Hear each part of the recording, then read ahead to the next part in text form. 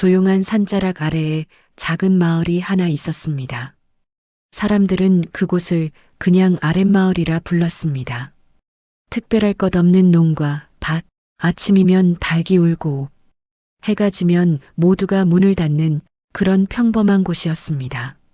그 마을에 돌쇠라는 머슴이 살고 있었습니다. 아니, 살았다기보다는 누군가의 집 마당 한켠에 잠시 머무는 사람이었습니다. 돌쇠는 말이 거의 없었습니다. 예, 아니요, 그 이상은 잘하지 않았습니다. 사람들은 말했습니다. 착하긴 한데 답답해. 돌쇠는 그 말들을 다 들었지만 대꾸하지 않고 묵묵히 일했습니다. 새벽이면 가장 먼저 일어나 우물에서 물을 깃고 소 여물을 챙기고 밭에 나가 괭이를 들었습니다. 누가 시키지 않아도 해야 할 일을 알고 있었고 누가 보지 않아도 손을 놓지 않았습니다. 돌쇠에게는 부러진 것을 고치는 재주가 있었습니다. 쟁기, 문짝, 아이들 장난감까지. 말은 없었지만 손은 정직했습니다. 어느 날 호러미 덕이네가 선반이 무너졌다며 돌쇠를 불렀습니다. 선반을 고치는 돌쇠를 보며 덕이네 아들이 물었습니다. 아저씨는 왜 말이 없어요? 돌쇠는 대답 없이 선반을 고치고 아이 머리를 쓰다듬었습니다. 당신 같은 사람은 귀한 사람이에요. 덕이네의 말에 돌쇠는 잠깐 멈칫했습니다. 그러던 어느 해 봄 말 못하는 여인 복희가 마을에 들어왔습니다. 아이들은 흉을 받고 어른들은 안타까워했습니다. 복희는 여러 집을 전전했습니다. 말을 못하니 설명도 변명도 할 수 없었기 때문입니다. 마침내 돌쇠가 있는 정신의 집에 오게 되었습니다. 첫날 복희가 마당에 섰을 때 돌쇠가 소를 몰고 돌아왔습니다. 두 사람의 눈이 마주쳤습니다. 복희는 처음으로 비웃음 없는 눈을 보았고 돌쇠는 처음으로 답답함 없는 눈을 보았습니다. 고개만 살짝 숙이는 것이 인사의 전부였습니다. 그렇게 돌쇠와 복희는 같은 마당에서 같은 하늘을 보며 살게 되었습니다. 둘은 처음부터 말이 없었습니다. 아니, 원래 말이 없는 사람들이었으니 서로에게 특별할 것도 없었습니다. 하지만 이상하게도 둘은 잘 통했습니다. 돌쇠가 물을 길어오면 복희는 이미 밥을 짓고 있었고 돌쇠가 소를 몰고 돌아오면 복희는 조용히 문을 열어주었습니다. 눈짓 하나, 손짓 하나로 서로의 마음을 알았습니다. 어느 날 저녁 돌쇠가 일을 마치고 돌아왔을 때 비가 내리기 시작했습니다. 복희는 이미 처마 밑에 돌쇠의 삿갓을 놓아두고 있었습니다. 돌쇠는 그 삿갓을 보며 작게 고개를 끄덕였습니다. 고맙다는 뜻이었습니다. 또 어느 날은 복희가 부엌에서 넘어졌습니다. 손가락을 베었고 피가 흘렀습니다. 복희는 소리를 낼 수 없었기에 그저 앉아서 손을 감싸고 있었습니다. 돌쇠가 그 모습을 보고 조용히 다가왔습니다. 말없이 깨끗한 천을 가져와 복희의 손가락을 감아주었습니다. 손이 떨리지 않았습니다. 조심스러웠지만 확실했습니다. 복희는 그때 처음으로 누군가가 자신을 아프지 않게 대한다는 것을 느꼈습니다. 사람들은 수군댔습니다. 저 둘은 말이 없으니 서로 편하겠네. 그래도 사람 사는 게 말이지 저래서야. 그러나 돌쇠와 복희는 그 말들을 신경 쓰지 않았습니다. 애초에 대답할 말도 없었기 때문입니다. 마을에는 보름마다 장이 섰습니다. 그날은 복희가 처음으로 장에 가는 날이었습니다. 주인 정씨가 말했습니다. 복희야, 돌쇠 따라 장에 가서 필요한 거 사와라. 장터는 북적였습니다. 사람들의 목소리, 물건 파는 소리, 흥정하는 소리. 복희는 그 소란 속에서 조금 작아졌습니다. 돌쇠는 말없이 복희의 앞을 걸었습니다. 사람들이 부딪힐 때마다 돌쇠는 자연스럽게 복희를 가려주었습니다. 장터 한쪽에 색시를 파는 곳이 있었습니다. 복희의 발이 그곳에서 멈췄습니다. 빨강, 파랑, 노랑, 예쁜 색실들이 햇빛에 빛났습니다. 복희는 오랫동안 그 색시를 바라보았습니다. 돌쇠가 그 모습을 보았습니다. 그리고 주머니에서 동전 몇 잎을 꺼내 색실한 뭉치를 샀습니다. 복희는 눈이 커졌습니다. 고개를 저었습니다. 안 돼요. 그건 당신 돈이에요. 하지만 돌쇠는 복희의 손에 색시를 쥐어주었습니다. 그리고 짧게 말했습니다. 예쁘면 가져. 복희는 그날 처음으로 선물이라는 것을 받았습니다. 그날 밤 복희는 그 색시를 소중히 보자기에 넣었습니다. 그리고 동전이 들어있는 작은 주머니를 보자기 옆에 놓았습니다. 언젠가 돌려주려고.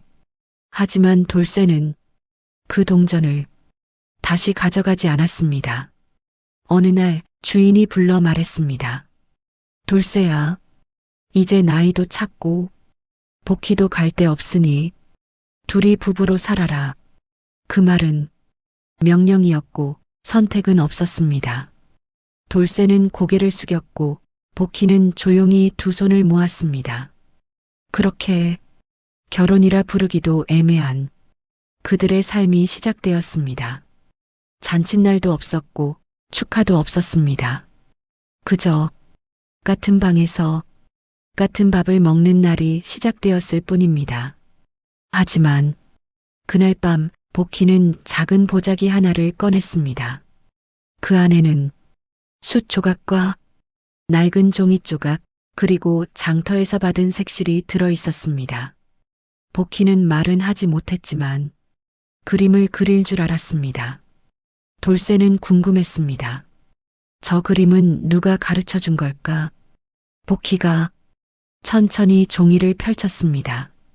거기엔 작은 집 하나가 그려져 있었습니다. 그리고 두 사람, 한 사람은 키가 컸고 한 사람은 작았습니다. 복희의 부모였던 것 같습니다. 다음 그림에는 그 작은 사람 혼자만 남아 있었습니다. 큰 사람은 희미하게 지워진 흔적만 있었습니다.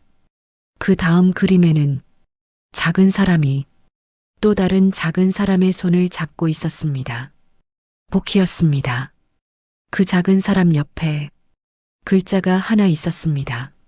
서툴렀지만 분명한 글씨였습니다. 어머니. 그 다음 장은 비어 있었습니다. 복희는 그 빈 종이를 한참 바라보다가 조용히 접었습니다. 돌쇠는 그제야 알았습니다.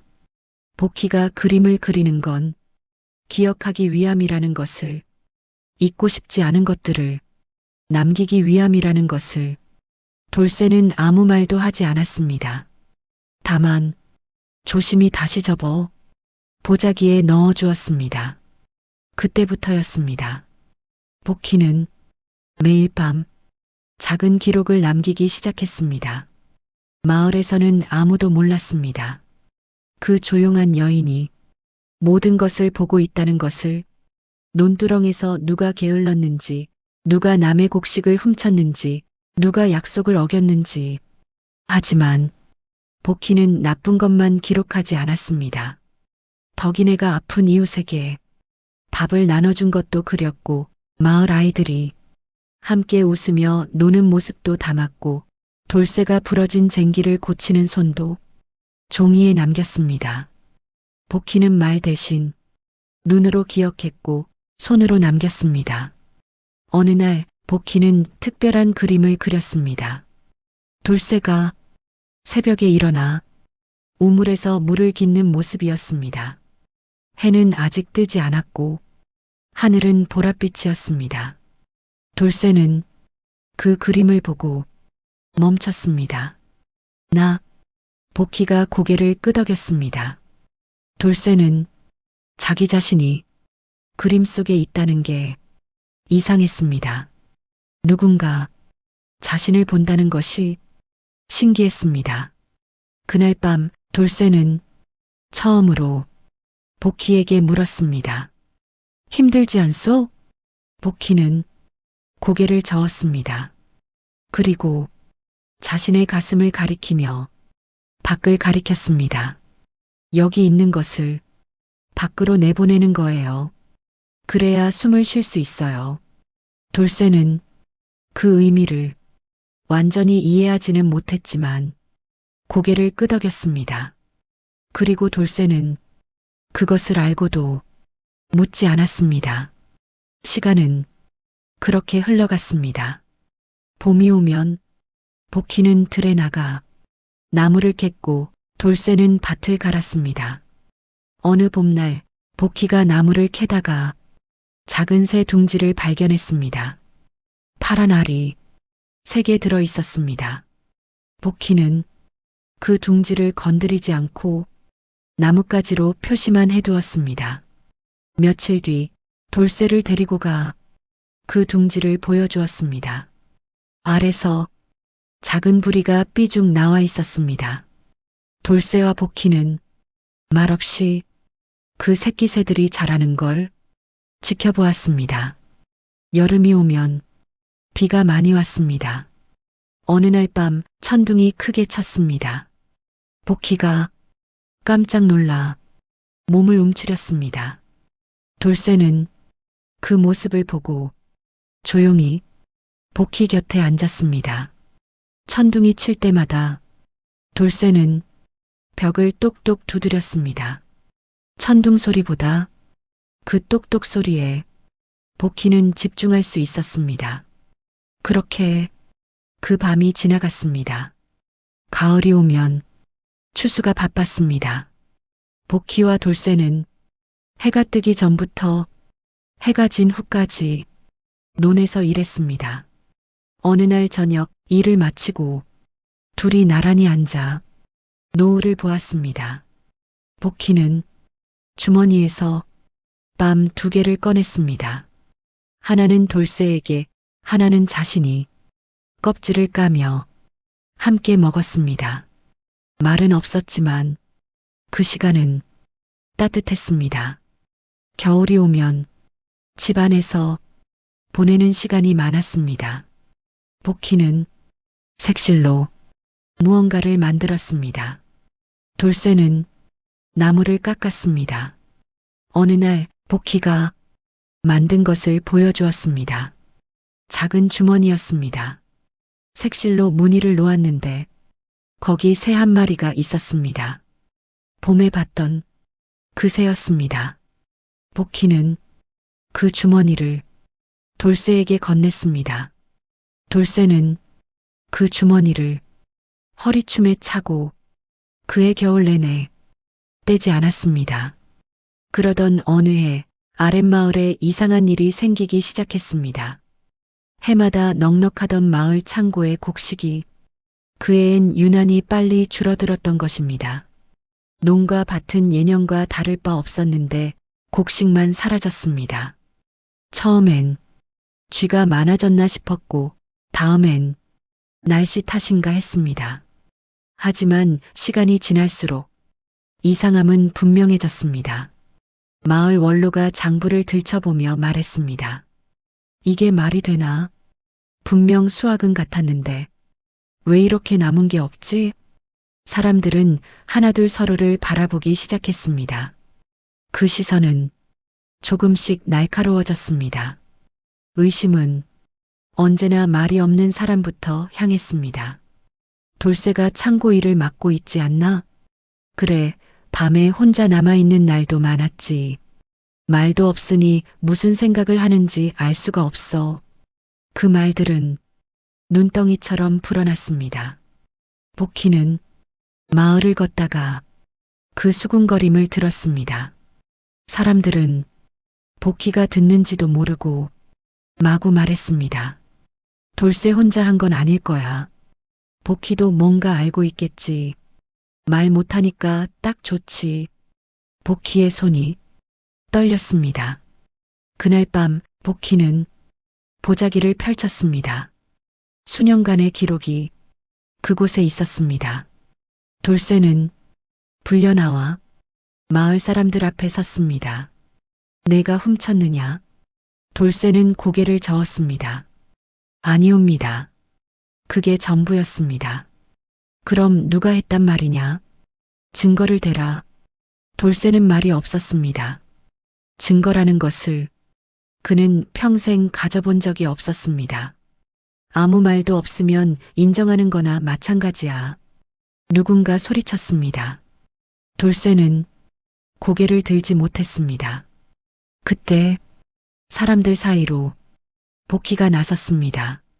사람들은 웃었습니다. 저 여인은 뭘 하겠다고. 복희는 돌쇠 옆에 섰습니다. 그리고 돌쇠의 손을 잡았습니다. 사람들이 조용해졌습니다. 복희는 말은 하지 못했지만 눈으로 말했습니다. 이 사람은 그런 사람이 아니에요. 하지만 증거가 없으니 아무도 믿지 않았습니다. 그날 밤 돌쇠는 집으로 돌아와 고개를 떨군 채 앉아 있었습니다. 미안하오. 돌쇠가 처음으로 긴 말을 했습니다. 당신까지 이상한 소리를 듣게 해서. 복희는 아무 말도 하지 않고 조용히 그의 옆에 앉았습니다. 그리고 그날은 처음으로 복희가 보자기를 꺼내 모든 종이 조각을 바닥에 펼친 날이었습니다. 돌쇠는 그제야 보았습니다. 수년간 쌓인 그림들, 날짜를 대신한 해와 달의 표시, 사람들의 행동, 곡식 자루의 이동. 복희는 말 대신 하나하나 짚어가며 손으로 설명했습니다. 여기 이날 밤 창고 문이 열렸어요. 여기 자루를 나르는 사람, 키가 크고 걸음이 빨랐어요. 여기 그 사람이 간 곳, 마을 장부를 쓰는 그 사람의 집이에요. 돌쇠의 손이 미세하게 떨렸습니다. 이걸 언제부터? 복희는 가장 오래된 종이를 가리켰습니다. 첫 해부터. 돌쇠는 복희를 바라보았습니다. 왜 말하지 않았소? 복희는 고개를 저었습니다. 그리고 자신의 목을 가리켰습니다. 말해도 아무도 안 믿었을 거예요. 돌쇠는 그 말 없는 대답에 아무 말도 할 수 없었습니다. 그날 밤 두 사람은 새벽까지 그 기록들을 정리했습니다. 며칠 뒤 마을 회합이 다시 열렸습니다. 이번엔 복희도 함께 나섰습니다. 사람들은 웃었습니다. 저 여인이 뭘 하겠다고. 복희는 웃지 않았습니다. 대신 보자기를 풀었습니다. 장부라 부르기엔 투박했지만 거짓은 하나도 없는 기록이 사람들 앞에 놓였습니다. 처음엔 사람들이 비웃었습니다. 이게 뭐야, 낙서 아닌가? 하지만 마을 원로가 하나씩 살펴보다가 손을 멈췄습니다. 잠깐 그는 장부와 복희의 그림을 번갈아 보았습니다. 이 날짜에 곡식이 이 집으로 옮겨졌다고. 사람들의 시선이 한 사람에게 쏠렸습니다. 바로 장부를 관리하던 사람이었습니다. 그는 얼굴이 하얗게 질렸습니다. 이건 말도 안 되는. 그럼 확인해 보지. 원로가 일어섰습니다. 지금 당장 그 집을 살펴보자. 그날 모든 것이 밝혀졌습니다. 훔친 것은 말 잘하고 사람들 앞에 늘 서던 자였고, 의심받은 것은 조용히 일만 하던 머슴이었습니다. 장부를 쓰던 그 사람은 무릎을 꿇었습니다. 용서해 주십시오.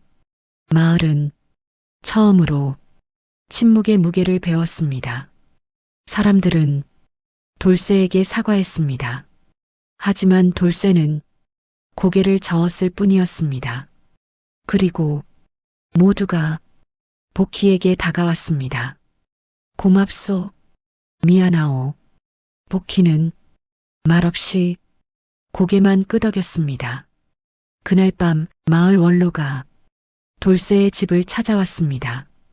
복희, 원로는 처음으로 복희의 이름을 불렀습니다. 당신이 이 마을을 구했소? 복희는 고개를 저었습니다. 아니에요. 저는 그냥 본 것을 남긴 것뿐이에요. 원로는 복희의 손을 잡았습니다. 말이 없어도 진실은 말할 수 있다는 걸 배웠소. 그날 밤 복희는 마지막 기록을 남겼습니다. 마을 사람들이 모여 있는 모습, 고개 숙이는 사람, 손잡는 사람들, 그리고 보자기를 접었습니다. 그 이후로 그녀는 더 이상 아무것도 기록하지 않았습니다. 돌쇠가 물었습니다. 그만두는 거요? 복희는 고개를 끄덕였습니다. 그리고 자신의 눈을 가리키고 돌쇠의 눈을 가리켰습니다. 이제 모두가 스스로 볼 거예요. 마을은 변했습니다. 말 많은 사람보다 조용한 사람을 한 번 더 바라보게 되었습니다. 창고의 일은 이제 여럿이 함께 맡았고 장부도 여러 사람이 확인했습니다. 아이들도 달라졌습니다. 예전처럼 복희를 흉보지 않았고 지나가며 작게 인사했습니다. 어느 날 덕인의 아들이 복희에게 다가와 종이 한 장을 내밀었습니다. 거기에는 서툰 그림이 그려져 있었습니다. 집 한 채와 웃는 사람들, 저도 중요한 거 그리고 싶어요. 복희는 그 종이를 받아들고 한참을 보았습니다. 그리고 아이의 머리를 쓰다듬었습니다. 돌쇠와 복희는 여전히 말이 없었습니다. 하지만 그 침묵은 이제 가벼웠습니다. 세월이 흘러 두 사람의 집에는 작은 변화들이 생겼습니다. 기와 한 장 얹었고 비가 새지 않게 되었고 마당에 나무 한 그루가 심어졌습니다. 복희는 그 나무 아래에서 자주 앉아 있었습니다. 어느 봄날 그 나무에 꽃이 피었습니다. 돌쇠와 복희는 말없이 그 꽃을 보았습니다. 우리가 심은 나무에 꽃이 피었네. 말하지 않아도 두 사람은 같은 생각을 했습니다. 어느 해 겨울 마을에 큰 눈이 내렸습니다. 눈이 너무 많이 내려 산길이 막히고 며칠 동안 외지와의 왕래가 끊겼습니다. 그때 창고의 곡식이 다시 문제였습니다. 눈 때문에 제때 나누지 못하면 굶을 집들이 생길 상황이었습니다. 사람들은 또다시 모였습니다. 이번엔 목소리가 달랐습니다. 확인합시다. 기록부터 봅시다. 돌쇠는 그 자리에 있었지만 아무 말도 하지 않았습니다. 그때 사람 하나가 복희를 바라보며 말했습니다. 혹시 기억나는 게 있소? 복희는 잠시 망설이다가 천천히 일어섰습니다. 그리고 방 안으로 들어가 보자기를 들고 나왔습니다. 사람들의 숨이 동시에 멈췄습니다. 복희는 다시 기록을 시작한 것이 아니라 예전에 남겨둔 마지막 그림을 꺼냈을 뿐이었습니다. 눈 오는 날의 창고, 쌓인 자루의 위치, 나눌 때의 순서, 그 그림 하나로 사람들은 필요한 것을 알 수 있었습니다. 그날 마을 사람들은 굶지 않았습니다. 일을 마치고 복희에게 감사를 전하는 사람들을 보며 돌쇠는 생각했습니다. 이 사람은 말은 없지만 누구보다 많은 것을 말하고 있구나. 세월은 사람을 늙게 만들었고 돌쇠와 복희도 예외는 아니었습니다. 돌쇠의 허리는 굽었고 손은 예전처럼 빠르지 않았습니다. 복희의 머리에는 희끗한 머리카락이 늘었고 눈빛은 더 깊어졌습니다.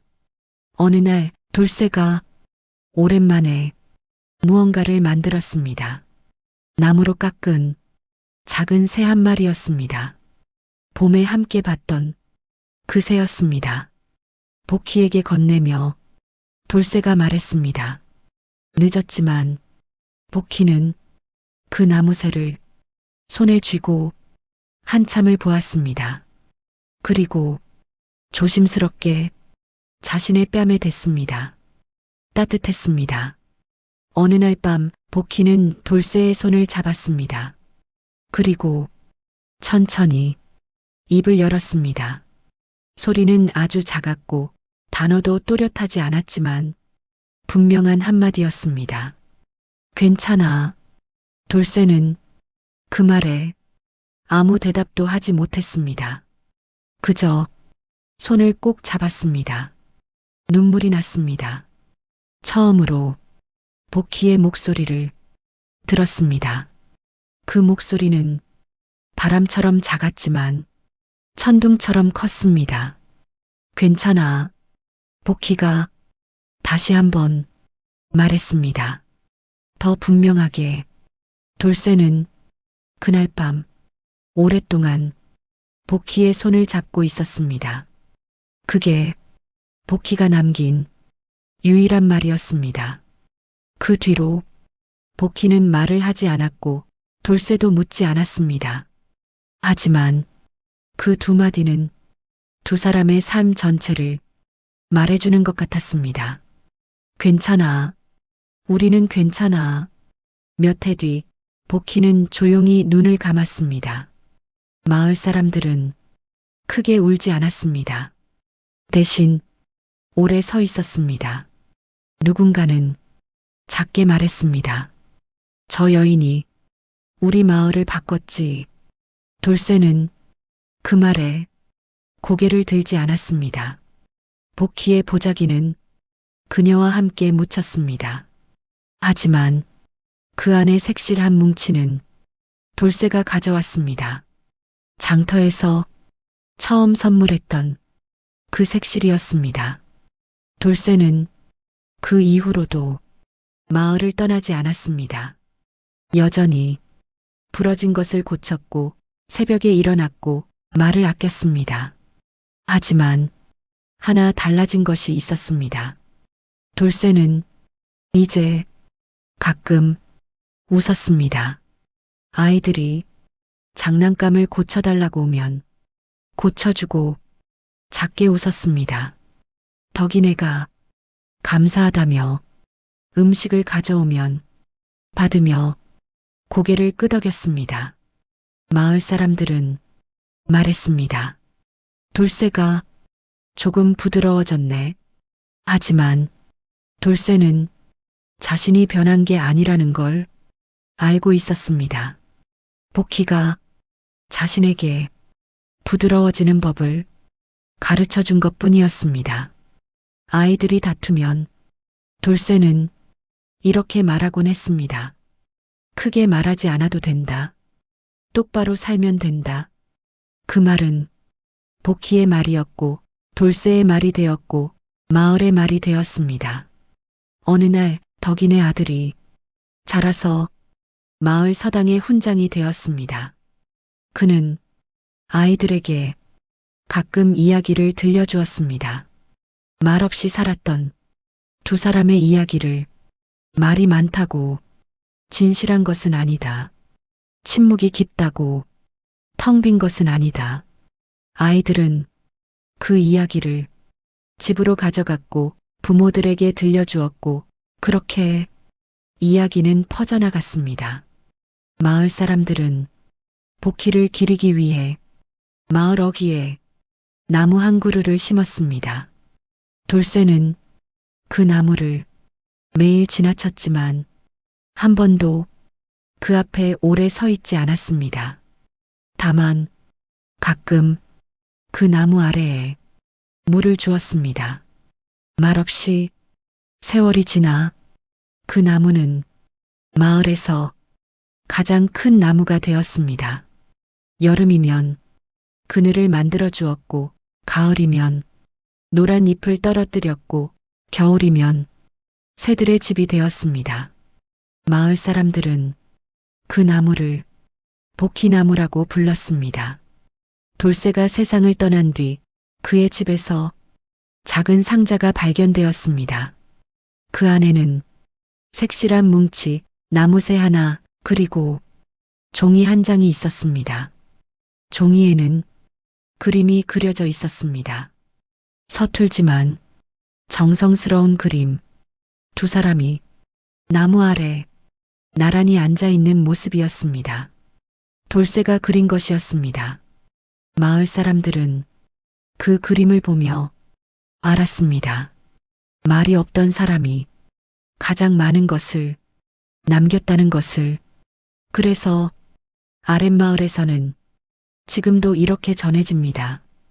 가장 큰 진실은 소리 없이 왔고, 가장 정확한 기록은 말 없는 손에서 나왔다고.